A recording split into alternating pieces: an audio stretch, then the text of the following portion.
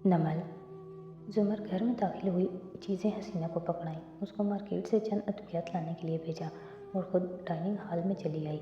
हन्ना कुर्सी पे पैर ऊपर किए बैठी थी, चाय के 2 खाली मग साथ रखे थे और वो लैपटॉप पे नज़रें जमाए बैठी थी। भाई ने एक दफ़ा फेसबुक खोला, पासवर्ड बदला हुआ देखकर ईमेल नहीं खोली।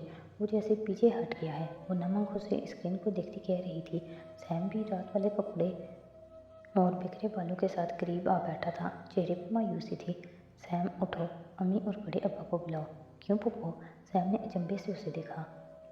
क्योंकि हमें एक फैमिली मीटिंग करनी है, उसामा यूसुफ तहकुम से कहकर वो सरबराही कुर्सी के पीछे आ खड़ी हुई। उसामा ढीला सा उठ गया। हन्ना उसी तरह दिल महसूस कर बैठी रही। अभी दोपहर नहीं हुई थी, सो नुसरत घर पे ही थी। वो आई और फिक्रमंदी से बारी बारी इन सब के चेहरे देखते पहली कुर्सी पर बैठी। सैम अब्बा की व्हील चेयर भी धकेलता ले आया, फिर स्लाइडिंग डोर बंद कर दिया।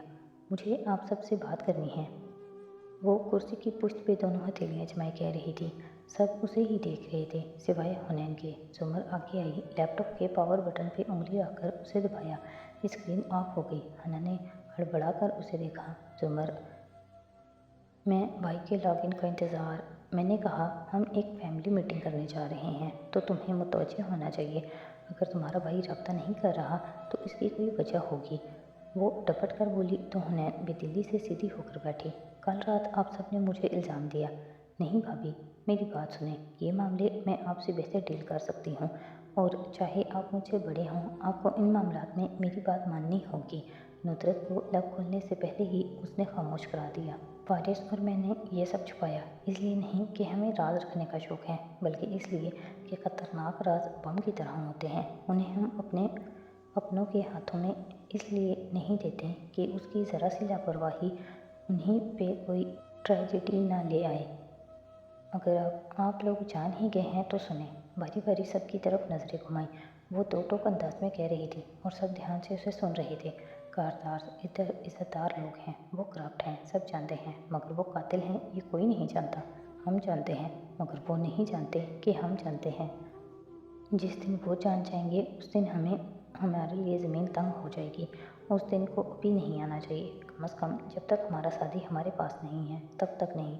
इसलिए आप सब दोबारा इन अल्फाज को नहीं दोहराएंगे। उसका लहजा अब भी बेलचक था। कोई अब इसका जिक्र नहीं करेगा। कारदार क्या कर चुके हैं आप जैसे जानते ही नहीं। वो लोग हमारे फ़ोन टैप कर रहे होंगे, हमारी कॉल्स सुन रहे होंगे। कोई भी फ़ोन पे ऐसी किसी भी बात का जिक्र नहीं करेगा, बल्कि हर कॉल में आप यूँ मायूसी का इजहार करेंगे जैसे हम अभी तक शादी के बारे में बेखबर हैं। अभी जंग का वक्त नहीं आया, अभी हमने खुद को नॉर्मल ज़ाहिर करना है। उसामा, तुम कल से स्कूल जाओगे बिला नवा। और भाभी, आप 1 घंटे के लिए भी रेस्टोरेंट से गायब नहीं होंगी, क्योंकि हमारी हर नकलो हरकत पे वो लोग नज़र रखे होंगे। हमें उनको शक का मौका नहीं देना, हमें उनको अपनी तरफ से पुरसकून रखना है। सब नॉर्मल एक्ट करेंगे। बिलाखिर खामोश होकर उसने सामने बैठे हाज़रीन को देखा। सब मुत्तफिक थे या गैर मुत्तफिक, सब बात मान चुके थे। सिर्फ नुसरत के लबों से निकला, और शादी उसका क्या? उनकी आवाज़ तक कांप गई। सुमन ने मेज़ से अपना पर्स और सेल फोन उठाते हुए बेनियाजी से जवाब दिया, फारिस संभाल लेगा, और दरवाजे की तरफ बढ़ गई। सुबह अभी पूरी तरह दोपहर नहीं ढली थी, मगर फातिमा अख्तर का ऑफिस सूरज की किरणों से मुकम्मल तौर पर रोशन था। वो फाइल रैक के सामने खड़े सोच कर एक एक फोल्डर निकालती, फिर नफ़ी में सर हिलाकर वापस रखती। दफातन दस्तक पे मुड़ी। चौखट में अहमर खड़ा था, फैंसी शर्ट और कोट में मलबूस। वो हमेशा की तरह मुस्कुरा रहा था। फातिमा ने भी मुस्कुराते हुए उसे अंदर आने का इशारा किया। और सुबह सवेरे जनाब अहमद शफ़ी ने मुझे ये एजाज़ क्यों कर बख्शा? वो अपनी सीट पे थकन से देते हुए बोले। अहमद तेज़ी से आगे आया और कुर्सी खींच कर बैठा। मुझे मालूम है मैं आजकल किसी को वक्त नहीं दे पा रहा। मेरी जॉब बहुत टफ होती जा रही है। तुम कर्नल हावर से बेहतर गुलाम बनने की कोशिश कर रहे हो, मगर वो बेस्ट था। अहमद के चेहरे पे साया सा लहराया, मगर फिर सर झटक कर आगे को हुआ। मैंने तुम्हें हुनैन यूसुफ को रिसर्च करने के लिए कहा था। वो क्लीन है अहमद, मैंने बहुत ढूंढा, मुझे कुछ नहीं मिला। फातिमा ने शाने उचकाए। कोई भी क्लीन नहीं होता फातिमा। वो जख्मी सा मुस्कुराया, फिर अपना टैब उसके सामने रखा। कल रात उसने मैसेज किया कि मैं उसे सैफ सादी यूसुफ का एडमिन बना दूँ तो बना दूँ, उसके भाई के नाम का पेज है वो। बात ये नहीं है, वो दबे दबे बेजोश से बोल रहा था। बात यह है कि मैंने पहली दफ़ा उसकी फेसबुक प्रोफाइल देखी है। मैं कब की देख चुकी हूँ, उसमें कुछ नहीं है। वो बेराज़ार आ गई थी। इसमें वाकई कुछ नहीं है, मगर उसमें कोई है, कहकर उसने स्क्रीन फातिमा के सामने खड़ी की। वो अचंभे से आगे हुई। ये एक लड़की है हुमैरा नाम की। उसने अपने बाप की पिक्चर प्रोफाइल पिक्चर के तौर पे लगा रखी है, FYI। ये आदमी एक बोर्ड का OCP था और उसको जस्टिस सिकंदर कत्ल कर दिया था। उसी वीडियो को सादी और मैंने इस्तेमाल किया था। वारिस का नाम नहीं ले सका, चुप हो गया। ओके, तो ये कि उसकी बेटी और हुनैन यूसुफ फ्रेंड्स थी। सादी ने मुझे कहा था वो नदामत लेकर OCP के घर गया था। जब उसको वो पेन कैमरा मिला वो गिल्टी था, मगर क्यों? वो तो कभी OCP से नहीं मिला था, पहली दफ़ा उनके घर गया था। जब ये बात मैंने गाजी और मिसेस जुमर को बताई तो वो छोटी लड़की भी साथ बैठी थी और उसकी शक्ल अजीब सी हो रही थी।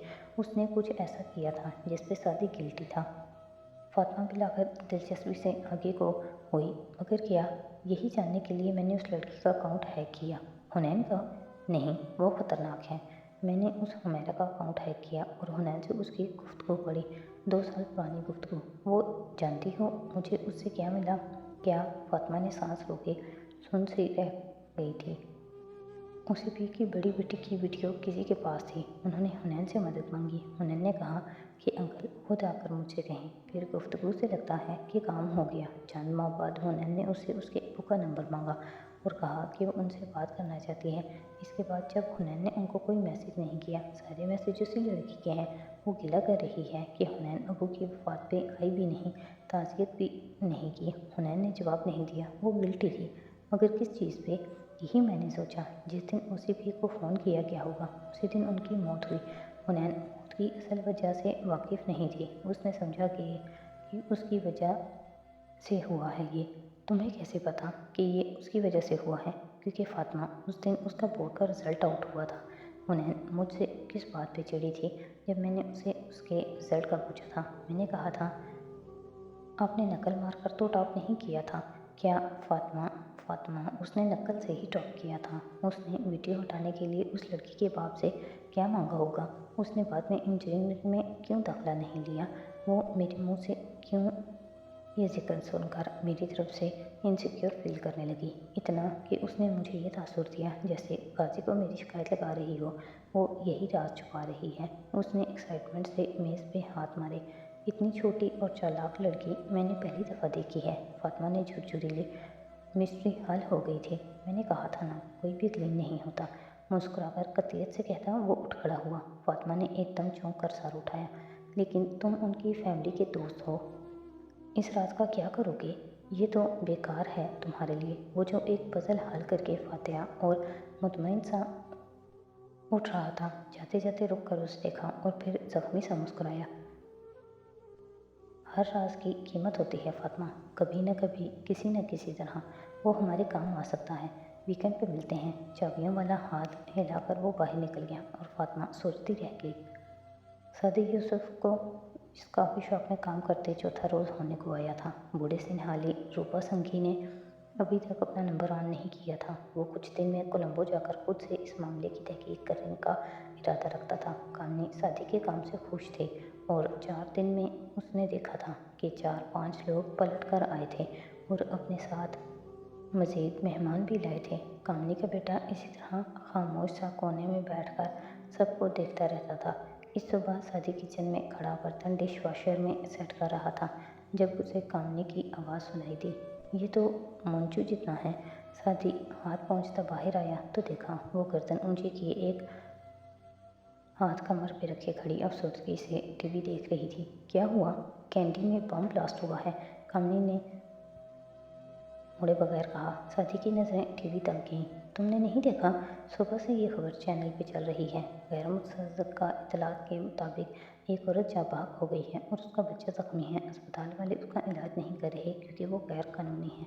गैर कानूनी लफ्ज़ पे सादी नज़रें चुराता अंदर को मुड़ा जब वो बोली, बेचारी फिलिपाइन औरतें नौकरी के लिए कितने धक्के खाती हैं और उसके बच्चे को कैंसर है। वो एकदम ठहर गया। बिल्कुल शल साकित। फिर धीरे से मुड़ा, निगाहें उठाई। स्क्रीन पे उस बच्चे की जख्मी तस्वीर नजर आ रही थी। तस्वीर देखकर उसका सांस थम गया। वो मेरी एनजीओ का बच्चा था। कॉफ़ी शॉप की ऊपरी मंजिल पे एक छोटा सा कमरा था जिसमें एक पलंग रखा था। अलमारी का दरवाज़ा शीशे का बना था। एक तरफ छोटा सा गुस्लखाना था। कमरे में खिड़की ना थी। सादी खामोश सा बेड के किनारे बैठा था। सोचें दिलो दिमाग में तूफान बर्पा कर रही थी, शोर ही शोर। फिर उसने चेहरा उठाया और अलमारी के दरवाजे में अपना अक्स देखा। उस तरह फेरे सर और बड़ी हुई शेव वाला साथी परेशान नजर आता था। मेरी का ही बच्चा है वो, मैं जानता हूँ, मगर वो तो अमेरिका में ज़ेरे इलाज था ना, यहाँ कैसे आ गया? आईने में उसको अपना अक्स इसी तरह पलंग पे बैठा हुआ नजर आ रहा था। दफातन उसके अकब में एक और अक्स उभरा। वो टी शर्ट पहने, क्लीन शेव और घुंघरेले बालों वाला साथी था, पुराना साथी। तुम्हें कैसे पता कि वो अमेरिका में था? मैरी ने बताया था। बेड किनारे बैठे लड़के ने एहतजाज किया। मैरी ने तो ये भी कहा था कि तुम इंडिया में हो। मैरी को खुद भी मालूम ना हो शायद कि उसका बेटा इधर है। तुमने मैरी को इस्तेमाल करके जेल तोड़ी। उन्होंने इस जेल की पादाश में मैरी और उसके बेटे को धमाके में हादसाती मौत का शिकार करना चाहा। नहीं, वो नफ़ी में सारे हिलाता रहा। ये ट्रैप है, वो मुझे बाहर निकालना चाहते हैं। मैरी का बच्चा बिल्कुल ठीक होगा और खुद मैरी भी। और अगर ऐसा ना हुआ, अगर तुम्हारी वजह से वो मर गई हो और उसका बच्चा आज बेयारो मददगार पड़ा हो, तो पूछ किसकी होगी? शफी अहमद, घुंघरेले बालों वाले लड़के ने तंजन और मुलामतन उसे पूछा था। मैं अब तुम्हारी तरह नहीं रहा, मैं बदल गया हूँ। मैं नहीं जाऊँगा, ये फंसी का कोई प्लान है। वो दबा दबा सा चीखा था। लोग नहीं बदला करते, तुम भी नहीं बदल सकते। शफी दरवाज़ा खटका तो वो चौंका। चौखट में कामनी खड़ी थी। साथी ने चौंक कर आईने में देखा। वो अक्सर गायब हो चुका था। वो वहाँ तनहा था। नीचे आ जाओ, गाहक आए हैं। वो पलटने लगी जब उसने उठते हुए पुकारा, कामनी जी। वो ठहर कर मुड़ी और इस्तेफामिया नज़रों से उसे देखा। अगर ये मुमकिन हो सकता है कि ये मुमकिन हो कि कोई दूसरा इंसान मुश्किल में हो और उसको बचाने के लिए आपको अपनी जान खतरे में डालनी पड़े, तो इंसान को क्या करना चाहिए? इंसान को वो करना चाहिए जिसकी वजह से वो इंसान कहलाता है, क्योंकि अगर वो इंसानियत नहीं दिखाएगा, खतरा नहीं लेगा, तो वो कैसा इंसान हुआ? मैं नहीं जानती तुम्हें, मगर तुम्हारे लिए खतरा मोल लिया ना, अब फ़ायदा ही उठा रही हूँ ना। नरमी से समझाने वाले अंदाज में कहकर वो मुड़ गई और साथी यूसुफ का दिल एकदम हल्का फुल्का हो गया। उसने फैसला कर लिया था, वो मैरी के बेटे को ढूंढने जाएगा, भले आगे कुछ भी हो।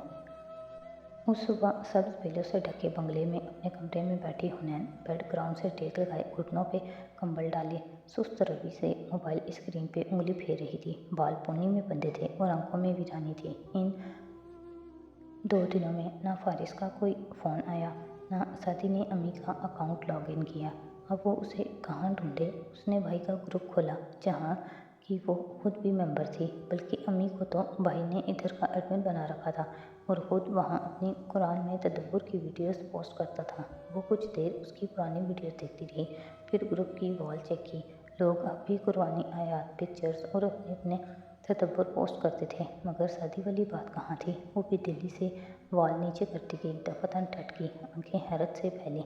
नुसरत जुल्फ़िकार यूसुफ ने रोनाल्ड वीज़ली को ग्रुप मेंबर की दरख्वास्त कबूल कर ली है। ये एक खबर थी, इतला थी, यानी एक शख्स जिसने अपना नाम रोनाल्ड रखा हुआ है, उसने इस ग्रुप में दाखिले की दरख्वास्त भेजी और उसे नुसरत ने बतौर एडमिन कबूल करके उसे ग्रुप में दाखिल कर लिया। हुनैन बिल्कुल सीधी होकर बैठी। परसों की इतला थी। पासवर्ड बदलने से भी पहले नुसरत यूसुफ की आईडी ये काम कर चुकी थी। साथ ही एक दफ़ा समर के मॉक ट्रायल में रोनाल्ड वीज़ली हैरी पॉटर का एक किरदार बना था। नुसरत तो इस ग्रुप को चेक भी नहीं करती थी। कुछ जाके दाखिले की दरख्वास्त कबूल या रद्द करना, दूसरे एडमिन्स ये काम करते थे। 2 दिन से वो रोनाल्ड वीज़ली चंद आयात पोस्ट करता था सूरह नंबल की, और उसके बारे में अपने रिफ्लेक्शंस लिखता था। उसे किसी ने ख़ास तवज्जो नहीं दी थी। 2-4 लाइक्स आ गए और 2-3 सुबहान अल्लाह, जज़ाकल्लाह लिखकर लोग आगे बढ़ गए, मगर हुनैन नहीं बढ़ सकी। वो वहीं ठहर गई, बिल्कुल साकित तो जामिद। वो आईडी गोया खाली थी, कुछ भी ना था उसमें। वो इसे सिर्फ ग्रुप में पोस्ट करने के लिए इस्तेमाल करता था। सूरह नमल की तकरीबन आधी आयत उसने लिख डाली थी, फिर रुक गया। शायद उसके अल्फाज का ज़ख़ीरा ख़त्म हो गया था, शायद वो अब कुरान नहीं पढ़ पा रहा था।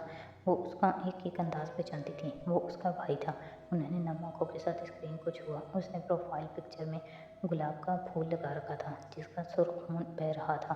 انسان جس بھی حالت میں ہو، قید ہو یا آزاد ہو، وہ اپنی عادتیں نہیں چھوڑ سکتا تھا۔ وہ بھی خود کو بیان کرنے کے انوکھے طریقے نہیں چھوڑ سکتا تھا۔ سرخ خون گرتا گلاب، اس ایک تصویر نے ہر شے کی نقاشی کر دی تھی۔ یکدم اسکرین پہ ایک نمبر چلنے لگا تھا۔ میمونہ کی کال آ رہی تھی۔ انہوں نے آنکھیں صاف کر کے فون کان سے لگایا اور اس کی نگہبان تھی۔ اس کو وہ روز رپورٹ کرتی تھی کہ آج اس نے کتنی نمازیں پڑھیں، اور ماہ کامل کی صبح سے ان کی تعداد 5 ہوتی گئی تھی۔ کل کی بھی 5 تھیں۔ اس نے بہت ادب سے پچھلے دن کی رپورٹ پیش کی۔